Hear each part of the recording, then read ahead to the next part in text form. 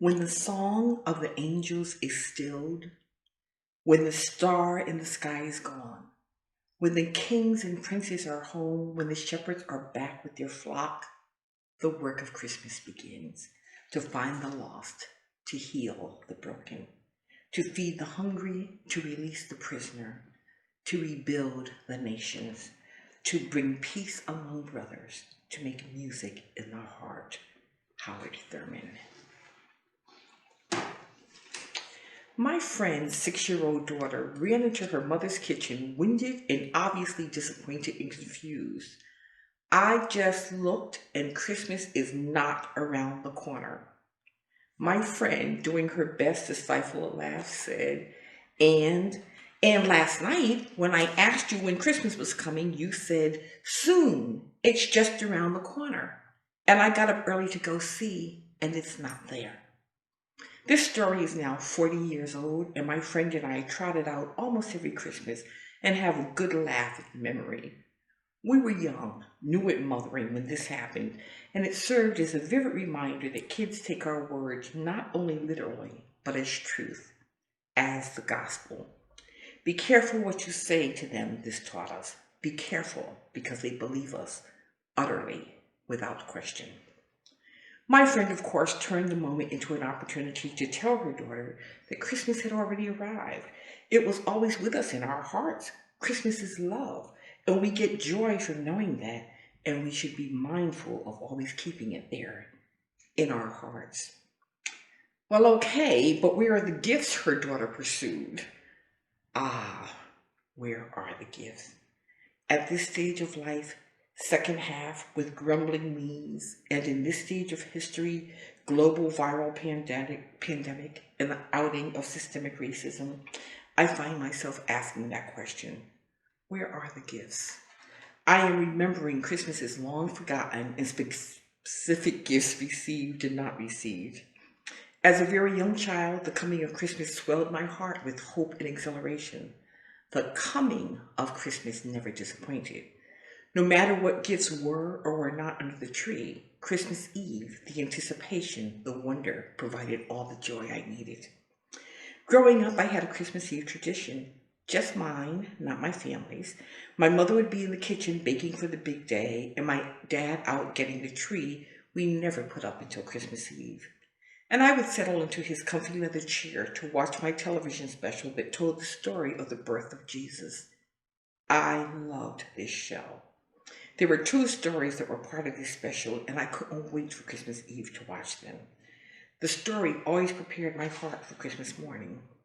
I took the birth of Christ very seriously, and I don't know if the television show helped to anchor my belief or if I loved it because it reflected my already unwavering belief and wonder.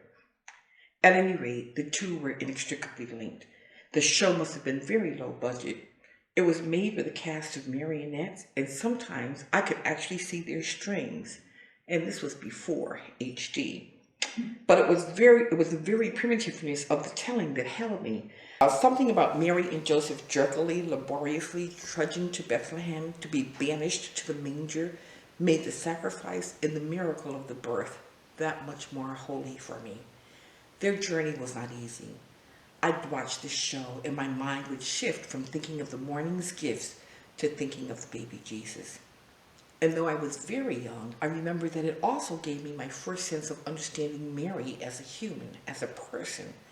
That she had been told she would bear a miracle birth and she believed and she obeyed. Like my friend's daughter, she heard and it was so. Her faith was steadfast, her belief pure, crystallized by love. I have had wondrous Christmas mornings when the gifts under the tree were everything I had dared to hope for. And I have had the others, the ones where I wondered if the dog had eaten my Christmas list, because surely so little of it was represented under the tree. But I don't recall ever having had a disappointing Christmas, because the promise of life everlasting had been fulfilled. I just believed, I felt, I knew the love.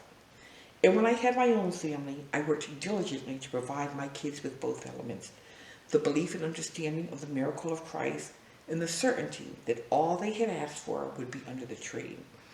Their Christmases were lavish. My husband and I poured ourselves into the holiday. We kept my family tradition of not putting the tree up until Christmas Eve. My story, sadly, had long since vanished from the airwaves, but we popped popcorn, drank hot cocoa, and opened the Christmas stocking gifts after we had trimmed the tree. We finished the night holding those little glossy paper books that came out at Christmas time with the Christmas carols in them, and as a family we sang nearly every song in the book, badly and robustly. Of my two children, my son had a lovely voice. Among the two parents, it was a toss-up whose was worse. But raising our voices in praise, we invoked the spirit of Christmas, the promise of love everlasting. We never doubted. And then the Christmas came that I was newly divorced, and Christmas was just around the corner. I wasn't concerned about gifts for my kids, nor popping popcorn and making hot chocolate, nor singing the Christmas carols off key, but I had no clue as to how to get a Christmas tree into the house. Of course, I knew where to buy them, but you had to get them home somehow and put them up straight. Who would cut the trunk so that it fit firmly in the base and hang the lights and see they all worked and replace the broken bulbs? I might have had help had I let anyone know I needed it, but I didn't. Christmas week unfolded and all my holiday plans were in place except for the tree.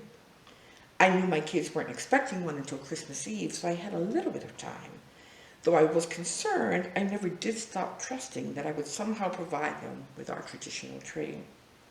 On the afternoon of Christmas Eve, I went to the market around the corner to get a few last-minute items for our as yet still treeless Christmas feast. Prime Market. I was leaving, and Nick, the owner, asked me, "Mrs. Page, have you gotten your Christmas tree yet?" "No," I stammered. What made him ask? "If it's okay with you, I would be honored if you would allow me to gift you with one of ours." And he pointed to the few unsold trees which were still in his small parking lot. And he pointed to a perfect blue spruce. How did he know our favorite tree of all? "And if you'll come back around closing, I'll have one of my staff bring it home to you."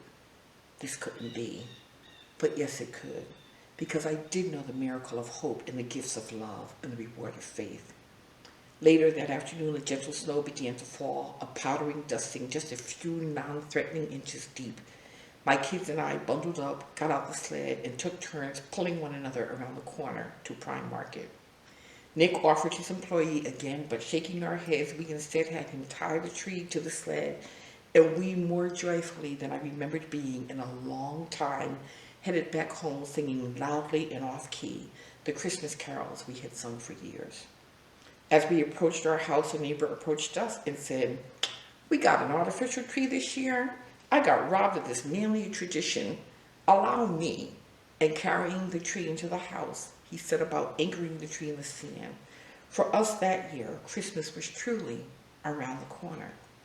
That night, as I trudged through the snow with my two children, dragging the sleigh that held the symbol of Christmas for our family, the symbol of community and light and hope and joy, I felt the spirit of my ancestors before me, the men and women who went through every tribulation, every injustice, every deadly pandemic, viral or man-made. They held on to the knowing, the promise that love would carry them through, the knowing that something sacred was coming. And today, as we stand fearing the challenges of these times, I am reminded that we can stand together in the deep and abiding love and know that our respite, our joy, is just around the corner. And with the unshakable faith of a child, know that we will come through. Oh, and my Christmas Eve story? When they stopped airing it, it was replaced with Charlie Brown's Christmas specials, which I never watched in protest. And this year, I found my holiday classic, which had been lost to me for almost 60 years. The second part of that special was 'Twas the Night Before Christmas, and the special's name, The Spirit of Christmas.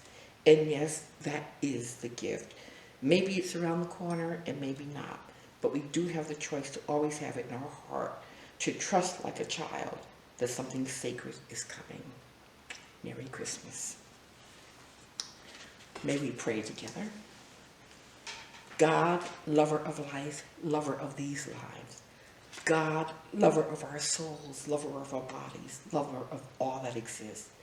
In fact, it is your love that keeps it all alive. May we live in this love. May we never doubt this love. May we know that we are love, that we are created for love, that we are a reflection of you. that you love yourself in us, and therefore we are perfectly lovable. May we never doubt this deep and abiding and perfect goodness. We are because you are. Ubuntu and Merry Christmas.